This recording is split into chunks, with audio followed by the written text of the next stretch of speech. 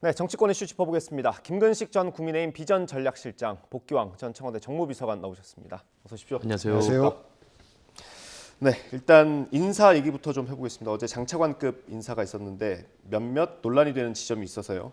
일단 국가공무원 인재개발원장이 유튜브에서 자신의 유튜브에서 했던 발언이 좀 논란이 되고 있습니다. 영상으로 짧게 준비했습니다. 보고 시작하겠습니다. 군 통수권자가 군인을 생체 실험의 대상으로 사용하라는 지시를 내린 셈인 것입니다.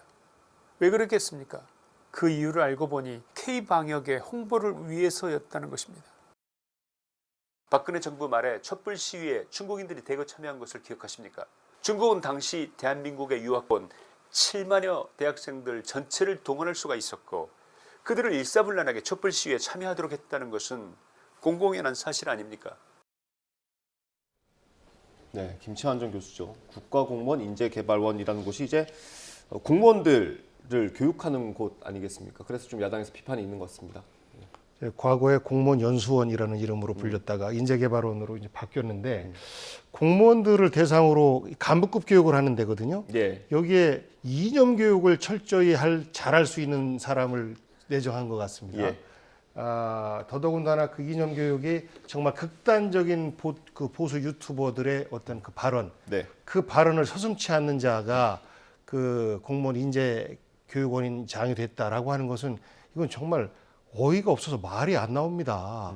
어떻게 이런 사람을 그런 자리에 앉힐 수가 있는지, 그 사고의 발상이 누구한테서 나왔는지, 아니면 검증을 전혀 안 하고 아는 사람이라서 하는 건지, 이건 상식이 있는 사람이면 이런 정도의 발언을 한 사람을 걸러내지 못한 이 정부의 인사 시스템에 대해서 저는 여든 야든 한 목소리로 걱정할 것이다라고 생각해요. 그래서 하나만 궁금해서 여쭤보겠습니다. 지금 차관급이지 않습니까? 네. 차관급 정도 돼도 어느 정도 검증 작업이 정부에서 이루어지는 겁니까? 차관급뿐만 아니라 비서관들이 1급 상당인데요. 1급 상당까지도 면밀한 검증을 다 합니다. 그래서 이런 정도면 세평까지도 다 그 수집을 하거든요. 예. 그리고 조그마한 인터넷 언론 유튜브에 이 사람과 관련된 무엇이 있는지도 다 파악을 해요. 그런데 이런 정도 발언을 한 사람인데 공무원 그 인재개발원장으로 임명한다라고 하는 것은 이건 정말 윤석열 대통령이 옳은 소리야라고 동의를 하지 않으면 불가능한 정도의 인사 아닌가 싶고요. 정말 걱정되지 않을 수 없습니다. 예, 이 유튜브가 본인 이름 걸고 하는 유튜브더라고요. 구독자가 54만 명이에요. 굉장히 많아요. 동영상 제가 다 보진 못했는데 400개가 있더라고요. 어떻게 보세요? 이거 말고도 다른 발언이 또 있을 수 있을 것 같긴 한데. 그래서 제가 이 유튜브를 하지 않는 이유입니다. 예. 일단은 그 유튜브 상에서 민간인신 분에 저런 이야기를 했던 것이 이제 많은 논란을 불러일으킬 수밖에 없을 것 같은데요. 저는 유튜브에서 자신의 신념과 자신의 어떤 그 정치적 주장을 자유롭게 펼치는 것은 있을 수 있는 일이라고 생각합니다만 확인되지 않은 뉴스를 좀 뻥튀기 하거나 네. 침소봉대에서 사실상 거의 그 정치적인 그 주장을 넘어서서 괴담 수준의 이야기를 하는 것은 좀 자제돼야 된다고 생각을 합니다. 네. 그건 뭐 진보 진영 유튜브나 보수 진영 유튜브는 마찬가지로 생각을 합니다.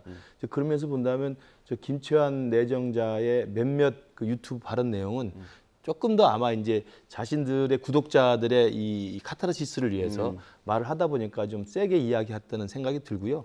저는 그렇기 때문에 아마도 이분을 이 공무원 인재개발원장으로 그 내정한 데에는 제가 알기로는 이분이 유튜버로 활동하기 전에는 서울에서 유명한 영어학원 일타 강사였습니다. 일타 강사였습니까? 네, 그렇습니다. 그러니까 목소리가 좋지 않습니까? 예. 그러니까 사실은 신림동 고시학원에서 영어 토플 강의로 거의 돈을 많이 벌었던 분이고요. 예. 공무원 고시학원에서도 아주 유명했던 분인데 그 이제 그 업종을 유튜버로 이제 최근에 조금 공무원 고시. 예, 그렇습니다. 그래서 굉장히 유명한 분이에요. 그러니까 이제 그 학원에서의 영어 강사로 일타였기 때문에 이제 인재개발원에 이제 배정을 한 것 같은데 네. 제가 볼 때 공무원들을 재교육시키는 기관의 수장으로서 저런 인식이 계속 있다고 한다면 제가 봐도 논란이 될 수밖에 없을 것 같고요.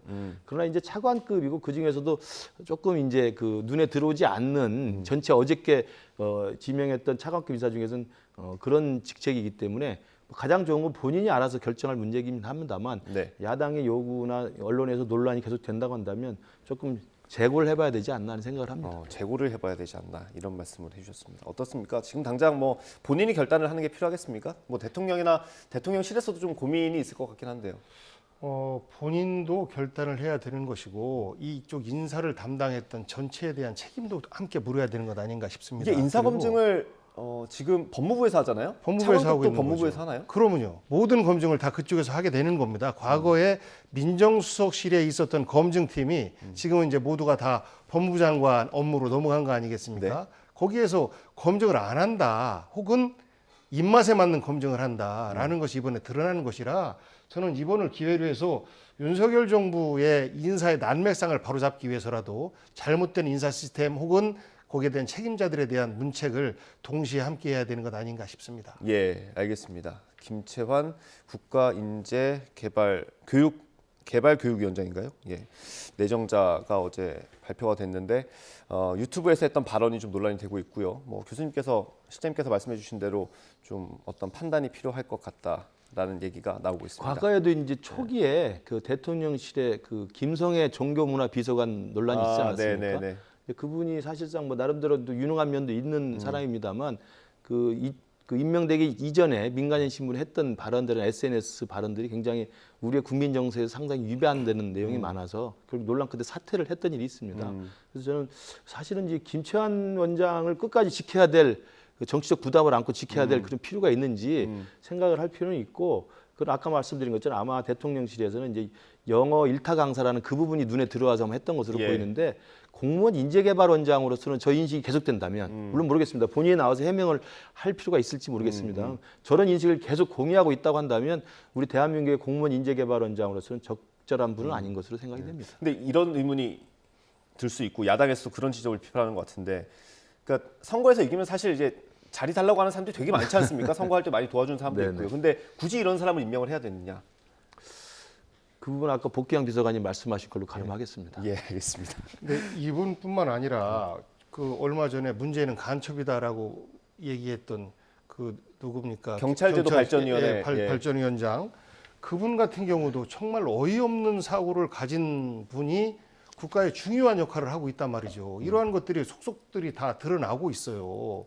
그래서 이것을 그냥 인사 검증의 실패다라고 단정하기보단 윤석열 대통령에게 정치 주어로 하는 사람들이 누군지, 윤석열 대통령께서 뭐 대통령 아무리 일을 안 한다고 해도 엄청 바빠요. 그래서 아마 유튜브 채널을 본인이 찾아서 보기엔 좀 어려울 것 같은데 그 정치 조언을 하는 주요 멤버들이 누군지에 대해서 좀 확인을 해서 그 멤버들을 전체 다 교체하지 않으면 점점 더 이렇게 극우의 수렁에 빠질 수밖에 없는, 그래서 국가는 점점 더 양쪽으로 진영이 갈라지고 어려운 상황으로 치닫게 되지 않을까, 이런 우려를 합의해봅니다. 예, 알겠습니다. 그 문재인 대통령 간첩이라고 발언했던 분은 이제 이렇게 상근직의 기관장은 아니고요. 자문을 하는 예. 그 비상근, 그러니까 에드 커미티라고 하죠. 예. 그런 비상설위원회에 이제 사회를 보시는 분이기 때문에 물론 이제 그 발언도 논란이 됐습니다만 이 경우와는 좀 다르다고 볼 수 예, 있습니다. 그뭐 민주당에서 고발한다는 기사를 어디서 본 것 같습니다. 그것도 앞으로 지켜보면 될 것 같고 어쨌든 또 하나 말씀드리면 이제 국민의힘 쪽에서는 과거 자연인 시절에 했던 말이다라고 하는데요.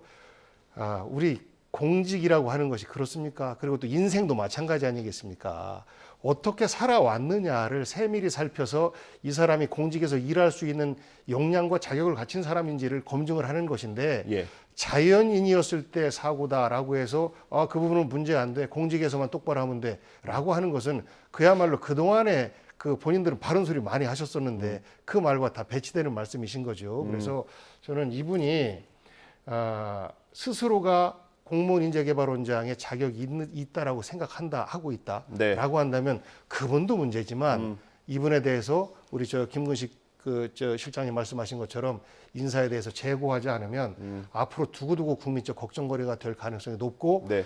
매번 공무원 교육 때마다 이런 극우적 발언을 서슴지 않을 거 아닙니까? 그러면 계속해서 분란과 싸움이 이어지지 않을까 싶습니다. 알겠습니다. 하나 정리를 해드리면 박인환 경찰제도 발전위원장에 대해서는 민주당이 명예훼손 혐의로 고발할 방침이라고 밝혔고요. 일단 김채환 내정자의 발언에 대해서는 뭐 상식에선 좀 벗어난 얘기인 것 같다라는 공감대는 있는 것 같습니다. 다음 통일부 장관 얘기를 좀 해보겠습니다. 어제 발표된 인사들 중에 유일하게 이제 인사청문회를 거쳐야 하는 자리입니다. 오늘 이제 인사청문 준비단으로 출근하면서 기자들과 질답을 했는데 그걸 조금 묶어봤습니다. 보겠습니다. 강압적인 흡수 통일이라는 것은 대한민국도 추진하고 있지 않고, 그리고 여러분 아시는 것처럼 강압적으로 군사적으로 이 흡수 통일을 시도하려고 했던 것이 바로 6.25 남침 전쟁 아닙니까? 그러니까 그건 대한민국은 평화 통일을 지향하도록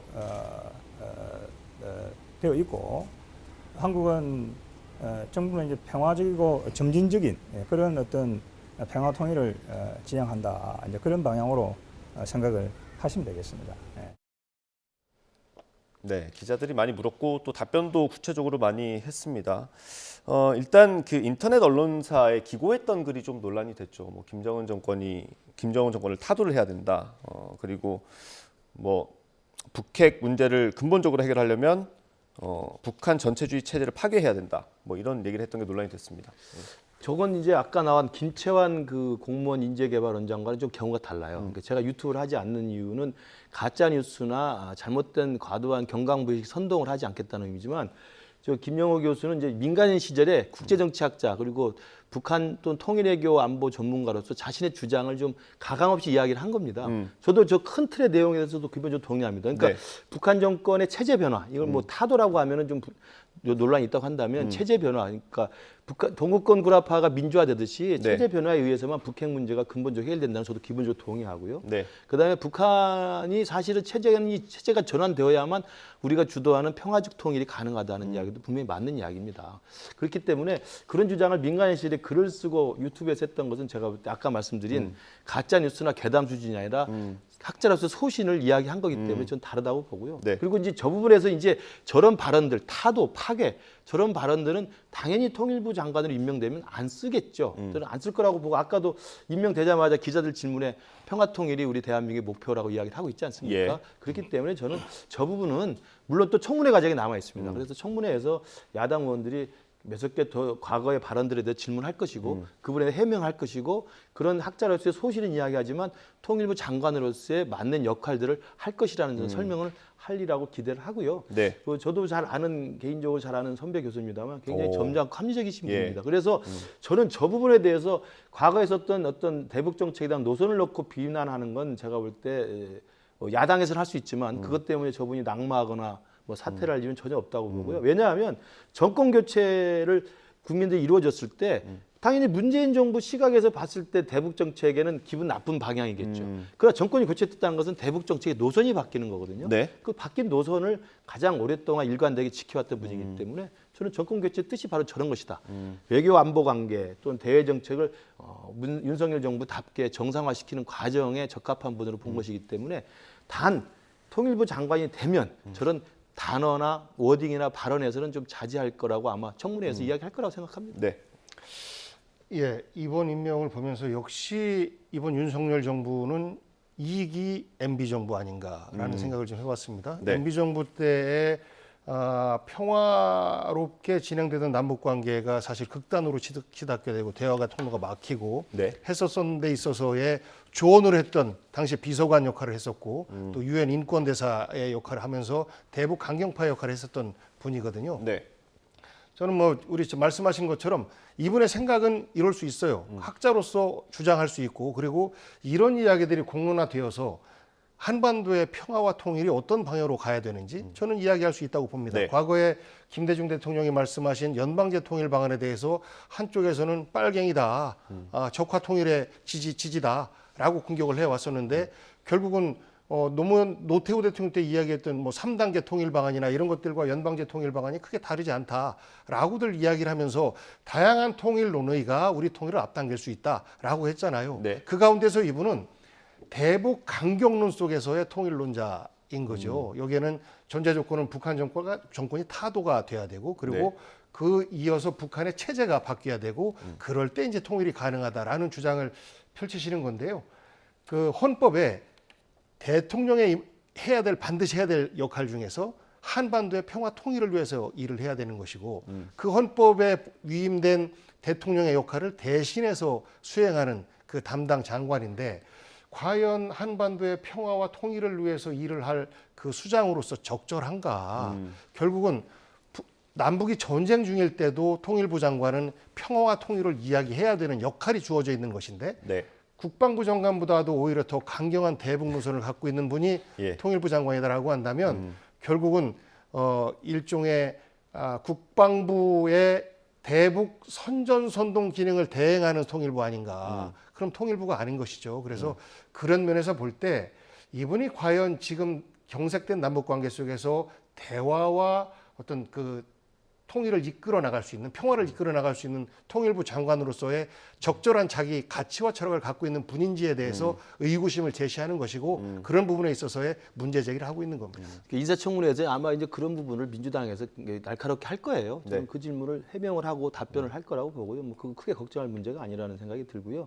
저는 그 헌법에 명시된 대통령에서 평화통일, 그다음에 우리 헌법이 명시하고 있는 자유민족 기본 질서에 입각한 평화통일, 당연히 진보 보수 다 맞는 겁니다. 네. 그러나 평화통일이라는 것이 과거의 진보 정권에서 이야기했던 김정은 독재 체제를 인정하는 그리고 그들의 존재를 허락하는 면에서의 평화통일일 것인지 김정일 독재 체제, 전제주의 체제는 사라지고 북한에도 민주화된 자유민주주의와 시장경제로 된 그런 북한의 새로운 정권이 됐을 때 우리와 평화통일을 하는 것이 맞는지는 진보와 보수의 노선이 다른 겁니다. 네. 이게 반응법적으로 보는 건 전혀 문제가 말이 안 되는 거고요. 저도 그래서 당연히 평화통일이지만 우리 보수 정권에서는 어떻게 하냐면 평화적 흡수통일을 이야기하는 겁니다. 네.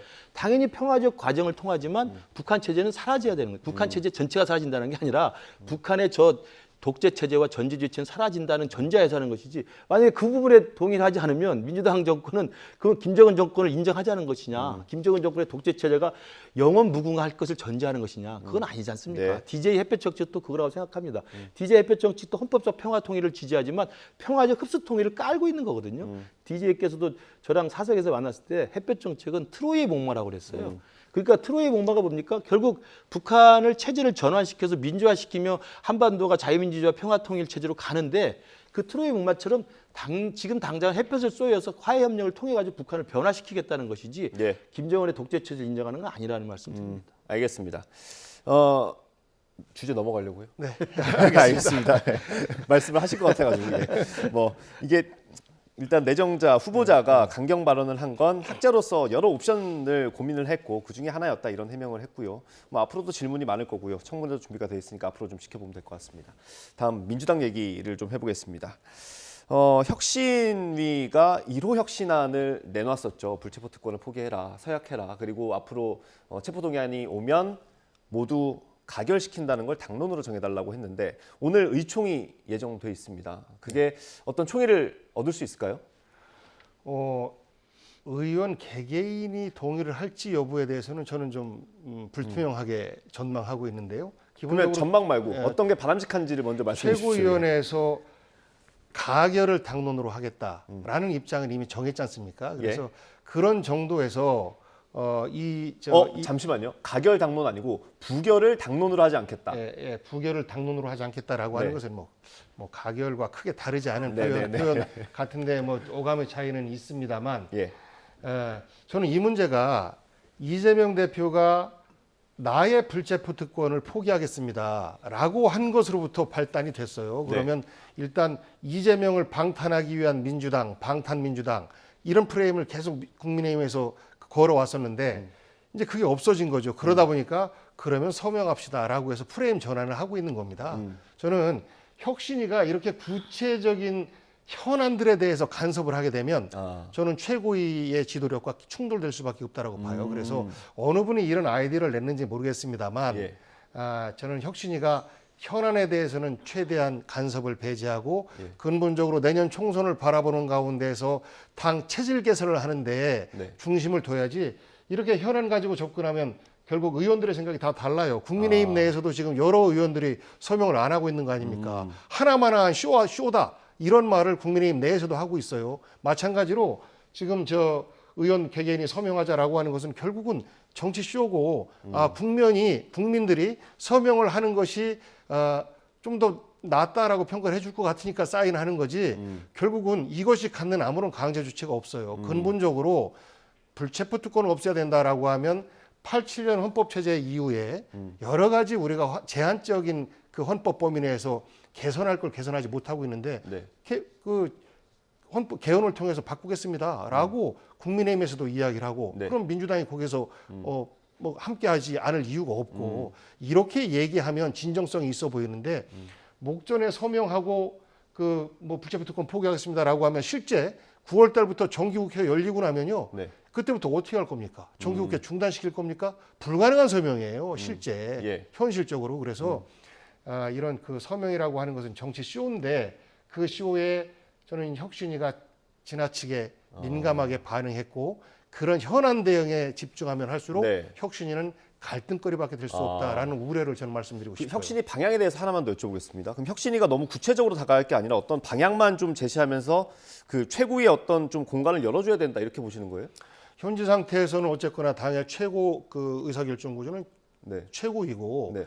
이 최고위를 비롯해서 당내 여러 가지 어떤 그 갈등 현안들, 뭐 예를 들면 대의원제를 폐지해야 되냐, 혹은 줄여야 되느냐 이런 논의들이 있는 거 아니겠습니까? 그리고 공천에 있어서 현역 기득권을 어디까지 인정해야 되느냐 이런 이야기도 또 많거든요. 네. 그러면 그런 것들에 대해서 원칙을 제시하고 예를 들어서 체포 동의안이 왔을 때 그 앞으로의 그 민주당의 방향이라든지 이것을 제도적으로 고치기 위해서 어떻게 해야 된다든지 이런 것들에 대한 논의를 해야 된다라고 보는 것이고 당장 현안마다 이렇게 결정하시오 저렇게 결정하시오라고 하는 것은 혁신의 기능을 못하게 할 가능성을 더 높게 만드는 겁니다. 알겠습니다. 예. 불체포 특권 전망. 저 사실 이제 지금 복양 비서관님께서 지금 굉장히 길게 말씀하시잖아요. 예. 근데 구차해지는 거예요.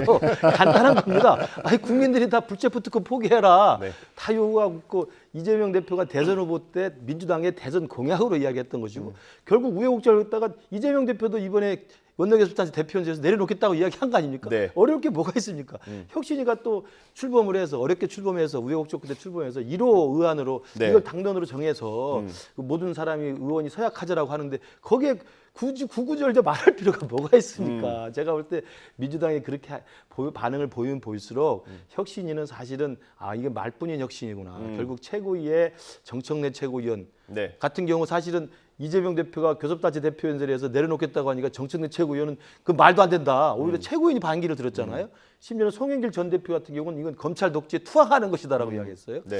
이런 식의 민주당의 정말 국민 정서와 동떨어진 일각의 강경한 분위기 앞에 결국 혁신위가 좌초될 수밖에 없는 첫 번째가 아니라 이걸로 끝나는 거죠 사실은. 예. 이 1호 의안을 관철 못 시키면 뭐 민주당의 혁신의 의지가 있다고 누가 국민들 생각하겠습니까? 예. 저희들도 써야 나쁠 게 없습니다. 내년 총선까지 가지면 나쁠 게 없는데 네. 국민들 입장에서 보면 답답하죠. 제가 볼 때는 저 혁신안에서 1호 안으로 저 불체포 특권 토기라는 것을 이야기했을 때 최고위에서 저렇게 말을 애매하게 돌릴 게 아니라 네. 최고위의 결정을 내리고 의원총회에서 그 개개별 의원들에게 서약서를 받으면 좀 간단하게 해결 거라고 생각합니다. 왜냐하면 불체포 특권 형법상 권한으로 되어 있지만 네. 본인이 그 불체포 체포동의안에 날라오지 않을 정도로 죄를 안 지면 되는 것이고 예. 설사 민주당 일각의 논리대로 검찰 독재의 기획수사를 하면 우리 대한민국의 민주화된 사법부를 믿고 다시 구속적부 심사에 가서 법원의 판결을 다 잡으면 되는 거 아닙니까?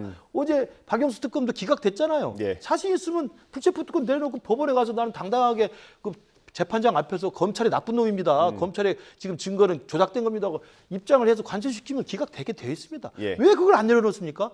이건 국민들이 납득이 안 되는 거예요. 예. 혁신의 혁자도 꺼낼 수가 없는 상황이 돼버릴 겁니다. 예. 이런 여론이 많을 것 같습니다. 그럼요, 예. 당연하죠. 뭐 이제 그런- 길게 설명할 수밖에 없는 게 되는 거예요. 반대에 대해서 말씀하시는데 제가 만약 의원이다라고 하면 저는 서명하지 않습니다. 굉장히 비겁한 행동이에요. 서명하지 않으신다고요? 전 제가 만약 국회의원이라면 전 서명하지 않습니다. 굉장히 비겁한 행동이고 예. 여기에 대해서는 내 양심에 따라서 활동하면 돼요. 그런데 이거를 포퓰리즘에 의해서 서명을 한다?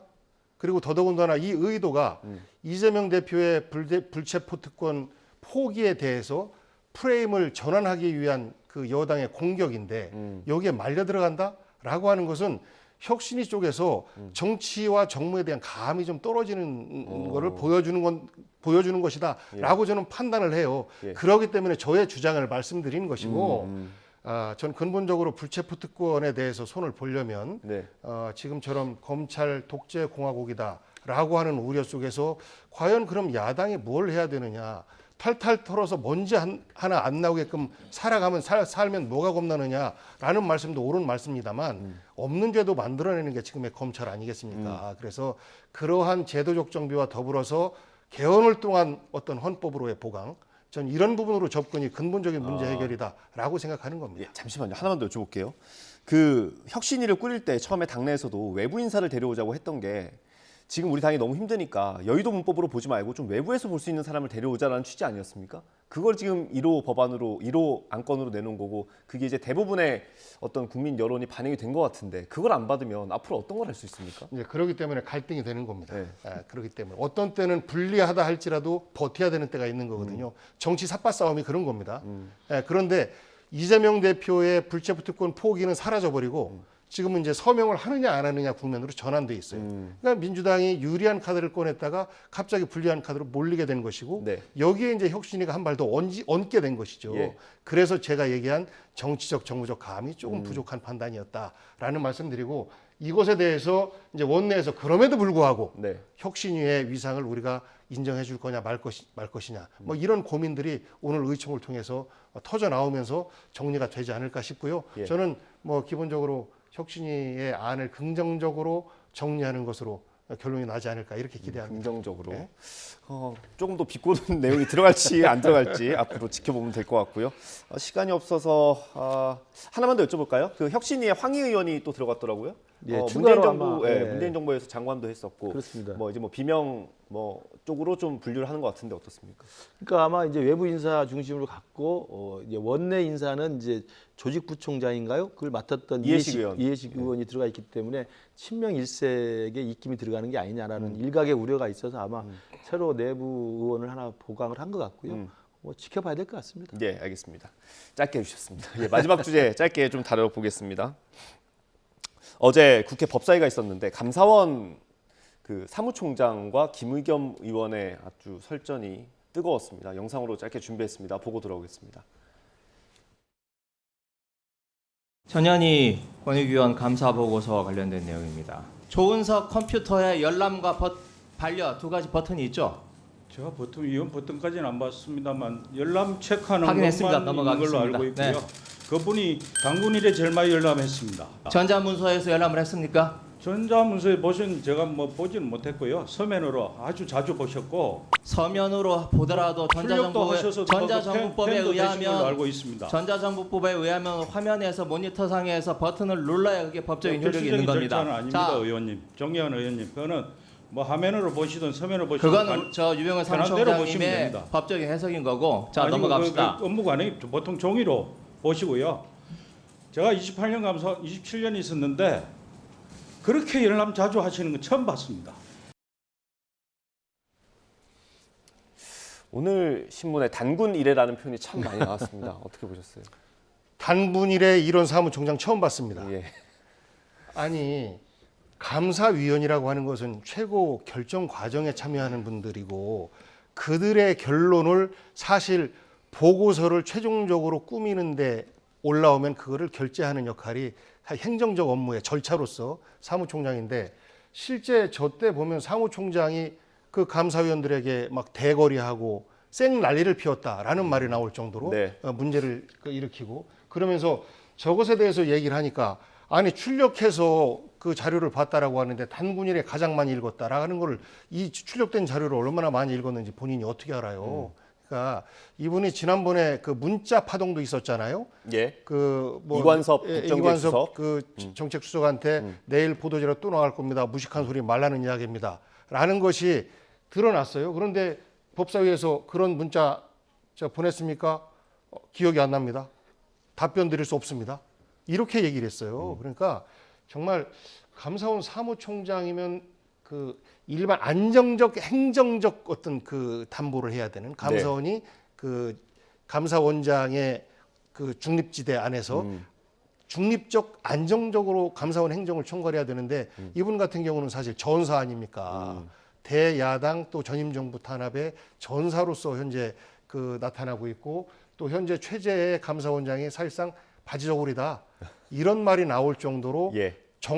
정무적 판단이 필요한 이러한 답변에 대해서는 쪽지까지 건너가면서 결국 최재해 감사원장이 입도 막고 있는 그러면서 정권의 실세임을 본인이 이제 만방에 자랑하고 있는 것 같은데 오늘 저 자세는 단군일에 한 번도 보지 못했던 정말 있어서는 안 되는 사무총장의 모습 아닌가 싶습니다. 예. 일단 발언에 대해서 어떻게 보셨는지. 이제 저 이제 그 저 논쟁의 싸움은 전현희 전 권익위원장의 이제 여러 가지 감사원에서 문제 제기를 네. 놓고 뭐 근태부터 시작해서 네. 뭐 외압이 있었다, 그다음에 그 추미애 장관 아들 문제에 대한 유권 해석에 대한 외압 이런 것들에 대해서 이제 감사원의 감사가 있었고요. 그 감사원의 감사 결과를 놓고 감사위원회에서 최종 결론을 내는데 네. 그 과정에서 전임 문재인 정부 때 임명한 감사위원과 네. 현재 윤석열 정부가 임명한 감사위원 사이에 논란이 있었던 거예요. 저는 이게 이제 사실 우리나라 지금 이 정권 교체의 가장 큰 문제점이지 않습니까? 전임 정부가 임명해 놓는데 그분이 임기가 남아 있고 새로운 정부를 뽑아준 국민의 여망에 부응해서 새로운 정권이 새로운 일을 해보자는데 전임 정부가 임명한 분들의 임기 때문에 이게 자꾸 논란거리가 되고 쟁점이 네. 되는 이 사안을 우리가 목도하고 있기 때문에 저는 그 과정 중에 지금 전현희 전 권익위원장에 대한 감사의 결과를 놓고 감사위원 내부의 전임 정권 임명 감사위원과 현 정부 임명 감사위원 사이의 논란의 씨앗이라는 거고요. 예. 그리고 이제 감사 사무총장은 감사위원 겸 사무총장입니다. 그래서 감사위원회 회의에 들어가서 한 명의 감사위원으로서 의견을 제시하고 결론이 난 것을 사무적으로 행정적으로 처리하는 것인데 저는 저 태도는 저는 뭐 바람직하지 않다고 생각합니다. 그러니까 김의겸 의원이 질문하면 저는 유병호 사무총장이 훨씬 더 자신이 있고 모든 예. 내부 사정을 알기 때문에 국회의원의 질문을 다 듣고 차분하게 좀 더 차분하게 그다음에 좀 한 템포 낮춰서 네. 이야기를 할 수도 있었는데 계속 그 말을 서로 주거니 받거니 이야기하면서 하기 예. 때문에 저분이 이제 그 발언의 내용보다 이제 태도를 놓고 논란거리를 제공하게 네. 되거든요. 저는 그래서 유병호 사무총장이 올바르게 정말 모든 그 팩트를 다 알고 있고 예. 실제로 문재인 정부가 임명한 전임 감사위원들이 지금 그 안에서 어떻게 전현희 위원장을 옹호하려고 했는지를 다 알고 있다고 한다면 그걸 있는 그대로 공개해서 기회가 되면 설명하면 되는 것이지 이렇게 국회의원과 말을 끊어가면서까지 설전을 벌일 필요는 네. 없다는 생각을 합니다. PD 죄송해요. 30초만 더 쓰겠습니다. 예. 저 현상에서는 이제 감사 보고서 결재를 사무총장이 했는데 주심 감사위원인 조은석 감사위원이 거기에 그 안 했어요, 사인을. 그럼에도 불구하고 일방적으로 결재한 것이 잘된 거냐 잘못된 거냐라는 것을 묻는 것에 대해서 지난번 문자도 기억이 안 납니다라고 한 것처럼 엄한 프레임으로 지금 공연히 국회의원에게 쌈 걸어가는 모양으로 전환한 거죠. 알겠습니다. 그건 이제 제가- 유병호 예. 총장 이야기가 그 열람을 하느냐 발열하냐 이 버튼을 누르는 것이 필수 사항이 아니라는 거고요. 예. 그 조모 그 감사위원은 수없이 봤음에도 불구하고 그걸 하지 않았다는 네. 거예요. 그러니까 이게 하지 않기 때문에 그 절차상 그 절차가 필요하지 않아서 네. 사무총장의 직권으로 또 열람한 것이 확인이 되기 때문에 네. 그러니까 누르진 않았지만 계속 문서를 받고 실제로 서면으로 뽑아서 출력해서 보는 것이 확인이 됐기 때문에 알겠습니다. 열람한 것으로 간주하고 네. 결재 권한이 있는 사무총장이 결재했다는 것이기 때문에 이건 김의겸 의원의 주장과는 또 상치되는 예. 논란입니다. 제가 30초 더 쓴다 그랬는데 1분이 지나갔습니다. 30초만 조금만 더 쓰겠습니다. 아까 그 이제 최재 감사원장이 지금 힘을 못 쓴다는 주장을 하셔가지고요. 쪽지가 어제 또 언론을 통해서 많이 공개되기도 했고요. 그거에 대해서 한 20초만 제가 질문 10초 했고요. 20초만 부탁드립니다. 지금 이제 현직 감사원 사무총장으로서 그 감사원장의 정무적 발언에 일정한 그 조언을 드리는 건 당연히 있을 수 있는 일입니다. 그러려면 그 발언을 쓸 때 또는 발언을 조언할 때 조금 워딩을 조심할 필요가 있고 더 중요한 것은 사진에 찍히지 않았으면 좋겠습니다. 아니, 모르는 업무나 이런 거를 이렇게 보고하는 거는 괜찮지만 같은 자리에 있었고 뻔히 정치적 판단에 대한 발언을 하는 것에 대해서 사실 입 다물고 이렇게 말씀하세요라는 거라 정말 시건방지기 짝이 없는 그런 태도죠. 입 다물고 이런 표현은 없었습니다. 그럼요. 예. 알겠습니다. 장관들도 저런 쪽지 많이 받아요. 네, 알겠습니다. 오늘 두 분 말씀 여기까지 듣겠습니다. 고생하셨습니다. 감사합니다.